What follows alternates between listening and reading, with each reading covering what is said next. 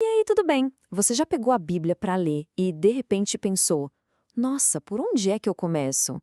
Se a sua resposta foi sim, fica tranquilo, você não está sozinho nessa. Hoje, a gente vai conversar sobre um método super prático que pode de verdade transformar o seu jeito de ler e te ajudar a entender a palavra de Deus por conta própria. Olha, essa frase aqui é o sentimento de muita, mas muita gente.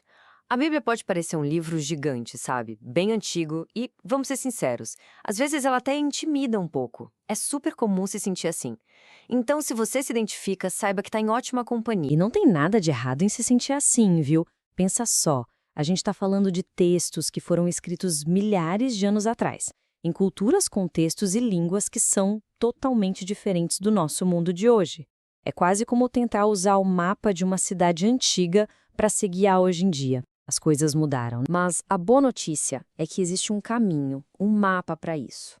Nossa jornada hoje vai ser bem clara, olha só. A gente vai encarar o desafio, depois descobrir uma nova abordagem, aí vamos percorrer uma jornada de 3 passos bem práticos e lá no final a gente vai chegar ao nosso destino, uma compreensão muito mais profunda e pessoal da Bíblia. Preparado? Então vamos nessa. Ok, vamos mergulhar de cabeça nisso. A grande sacada para destravar a Bíblia está numa virada de chave na nossa mentalidade.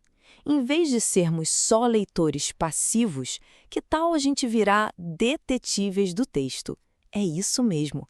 Isso significa que a gente vai seguir as pistas que o próprio texto nos dá, sem aquela pressa de chegar logo numa conclusão. E aqui, gente, a diferença é crucial. O estudo que a gente chama de dedutivo é quando você já chega com uma ideia pronta e tenta forçar o texto a se encaixar nela. Já a abordagem indutiva, que é o nosso foco, faz exatamente o contrário. Primeiro, você olha o texto com calma, coleta as evidências, as pistas, e só depois você vai entender o que tudo isso significa. A ideia é deixar o texto falar por si mesmo. E essa nossa jornada de detetive tem um mapa bem claro, com 3 passos que são simples, mas, nossa, como são poderosos.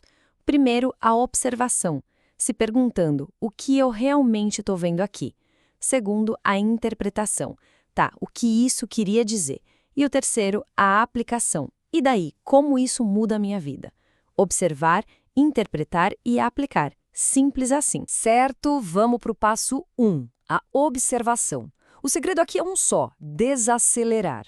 É a gente lutar contra aquela vontade de pular direto para o significado e, antes de mais nada, simplesmente ver. O que está escrito ali, preto no branco? Que palavras estão sendo usadas? Quem são as pessoas na cena?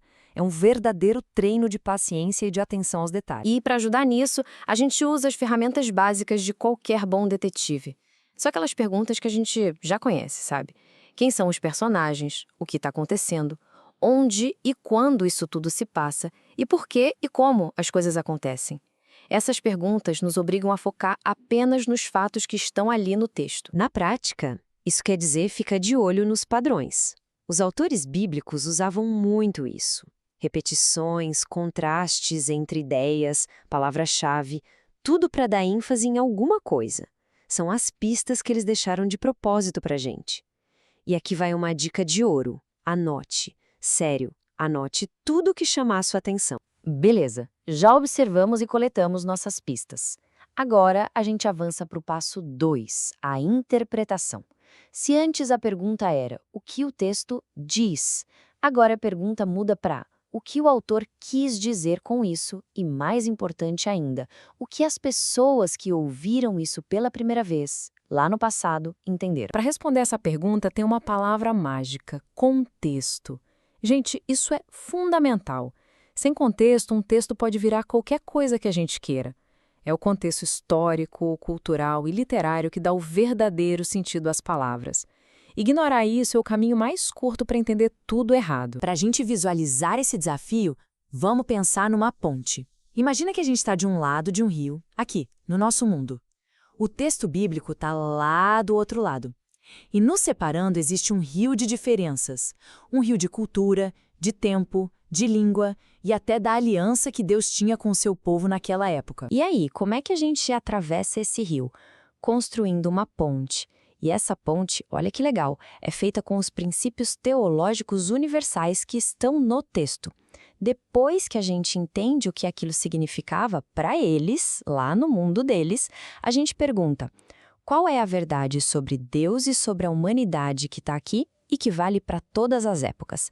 Essa é a nossa ponte. E essa ponte nos leva direto para o nosso último passo, a aplicação.